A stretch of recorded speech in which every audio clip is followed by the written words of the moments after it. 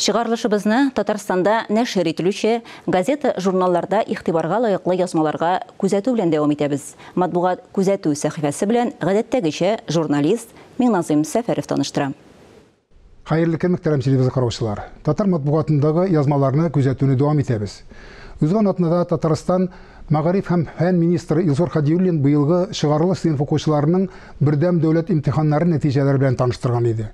Шәһри Казан газетасы очрашудагы саннарны түкми-чәчми китереп, Татарстан укучыларының Россиядәге күрсәткечләр буенча 4нче башкычта торуын раслаган. Шуннан да, быел иң югары 100 баллны туплый алган укучылар 2 тапкырга якын артып, андыйларның саны 366-га җиткән. Алга табада йөзгә кызыллык китерерлек булмасын дип кенә әйтәсе кала укуның кадерен белүче яшьләргә. Ял итү өчен Төркия белән Мисырдан башканы белмәгән россиялеләр бу илләргә бару икеләтә диярлек арткач, үзебездәге туристлык маршрутларына аша башлаганнар. Дагыстан дигән дөнья дип аталган күләмле язма белән Шәһри Казан газетасы без белмәгән тау иленең хикмәтле үзенчәлекләр белән таныштырган.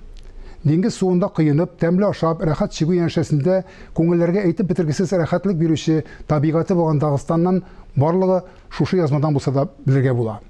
Нигенә дисәң дә, дөнья матур, дөнья киң дип әйтү өчен адәм баласы сәяхәт итәргә тиеш.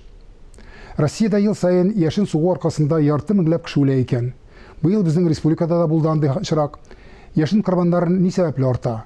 Аннан ничек сакланырга дигән барыбызга да кагыла торган сорауларның җавабы Ватан Татарстан газетасыннан укып була. Хәер, аны эзлисе дә юк.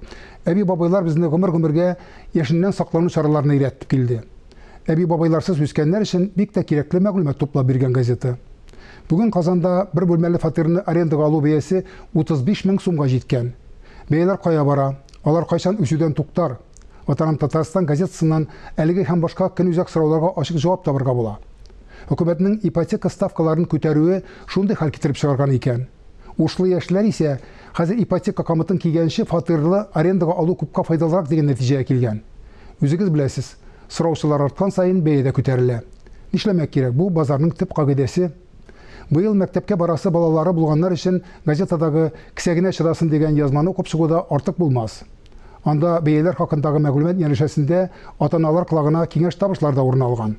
Матбугатны кызык эзләп кенә түгел, яшәргә ярдәмлек дип укучылардан булсак дигән теләктә бүгенгә сезнең белән сау булашам, исәнлектә күрешик.